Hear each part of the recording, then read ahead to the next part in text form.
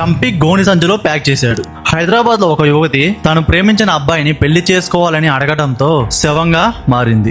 బీహార్ కు చెందిన 21 ఏళ్ల రెహానా అహ్మద్ అనే యువకుడితో కొంతకాలంగా రిలేషన్షిప్ లో ఉంది. పెళ్లి విషయంలో ఇద్దరి మధ్య కొంతకాలంగా చాలా గొడవలు జరుగుతున్నాయి. ఆగస్టు 16 రాత్రి కూడా ఇదే విషయంపై ఇద్దరి మధ్య వాగ్వాదం జరిగింది. ఆ వాగ్వాదం మరింత విపరీతంగా మారి ఉన్నట్టుండి అహ్మద్ రెహానాని కత్తితో పొడిచాడు అని పోలీస్ దర్యాప్తులో చెప్తున్నారు.